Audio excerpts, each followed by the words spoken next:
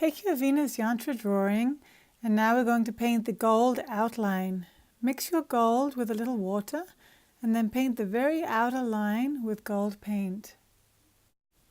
Now we're going to mix the yellow color. This is the next color next to the gold line, another outer border, and this is going to be a little bit of white.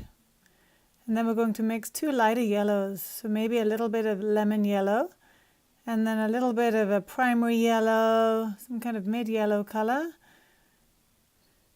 And then mix these yellows together, and you're going to look for a color that's quite light. You know, most of the colors in the Venus Yantra are pretty light. They're meant to be reflective of shades of white. So obviously this yellow is brighter than white, but it's not meant to be too sharp, too strong, too deep. Maybe try a little bit out on a piece of paper before committing to it. Here I'm going to add a little bit more white, just to make it a little lighter. Sometimes I place a little bit of white on the edge of the palette, so I can draw from the white. This way you don't have to put too much white in at one time. So once you're happy with your yellow, you're going to take your yantra and paint that thin border just inside the gold. Keep a nice point on your brush as you paint. Also, there's a lot of white in this paint color, this yellow, so keep adding water as you paint to your paint mixture so it doesn't dry out. Now we're going to make the blue color, which is the bupur, the main background for your Venus Yantra. So take some white and then add some cerulean blue. You can add cobalt blue or any mid blue you like. Somehow I like this cerulean blue. It's a little bit turquoisey when you mix it with the white. And keep mixing. Mix until you really find a nice pastel blue color that you like. So I keep adding little bits of the blue from the side into the mixture. Keep adding some water as I mix. And then I know that the pale blue color dries a little bit darker on the page. So I'll do a few tests and then I'll wait till they dry, and eventually I'll find the color that I like. Now it's time to paint the bupur. So make sure your brush has a good point, and then just slowly, steadily go clockwise around your yantra. Take lots of nice, calm, long breaths as you paint. Once the blue's finished, you're going to do a gold ring. Reconstitute your gold and then paint the gold ring. Remember your mantra. Om Shum Shukraya Namaha.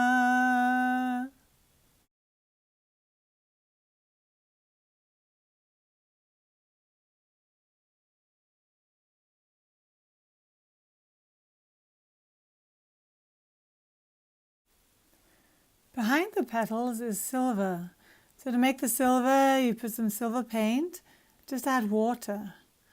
Once you get the desired consistency, you're going to paint two layers, two coats of paint on the silver. Silver is behind the petals.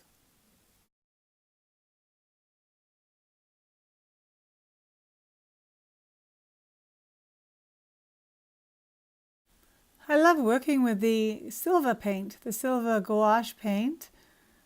However, it seems like you need two coats of the paint to really have it cover well.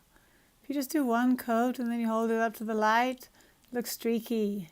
So to get a nice, dense, metallic, reflective surface, it can be good just to do a quick top coat. So there's two coats of silver. I like to erase the marks underneath the pale pink petals. Sometimes this dark pencil lead can show through, so this is a good time just to do a little extra erasing. This way the petals will be beautiful and you won't see the dark grey underneath them. To make the pink petal color, take white, so the petals are mainly white, then you're going to add a couple of different pinks. Here I like to use the rose as a rose color. And also add a little primary red. So I make a mixture of the two pinks. I'm also going to put a little bit more cerulean blue out on my palette. At some point I'm going to use the darker blue and mix it with the pink to make a lavender color. That color I'll use for the seeds. So make the basic pink color you're going to use for the petals. Use the white, keep adding a little bit of the two pinks until you get the color you like. Once you have that color, make a sample on the piece of paper and then come back to your palette and we're going to mix two darker colors. One of the darker colors will be pink, so use some of the dark pigment with a little bit of the petal color. That's going to be for the centers, the seeds of the lotus petals. And then make a second color that's going to be a little bit lavender. So add a little bit of the blue to the pink, a little bit of the petal color. This color we'll place between the petals.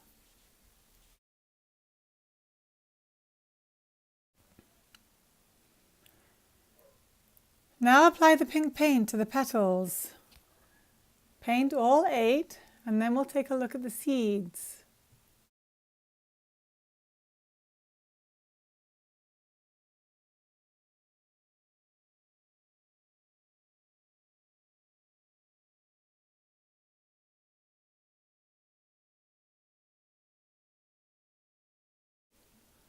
Apply the deeper pink color to the centers of the petals. These are the lotus seeds.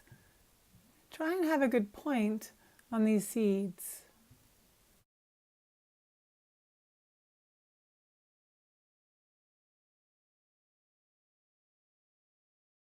Next, place the slightly more lavender color between the petals. These are little triangles, also they have a good point.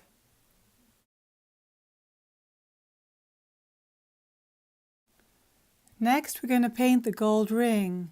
This is at the base of the petals.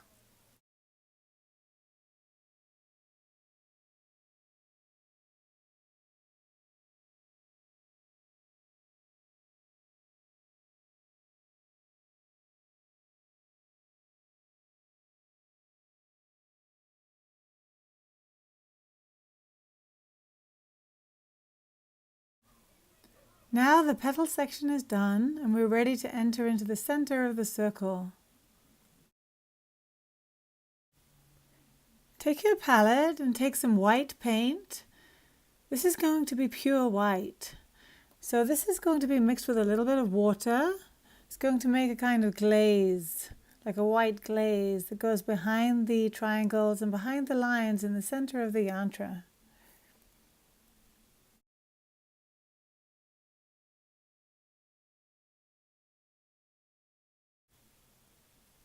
Using this white glaze, paint all the negative spaces. So these are the spaces that are not triangles and not lines. So every surface of the yantra will be covered in paint. And then take your palette and we're going to prepare the blue color for the center. The outer 8 triangles are going to be the same blue as the bupur. And then the next layer of triangles are going to be a little bit lighter, so you'll add a little bit of white each time you do a circle of triangles. There are 6 circles of triangles altogether. When you get right to the center, you're going to see that it's almost white.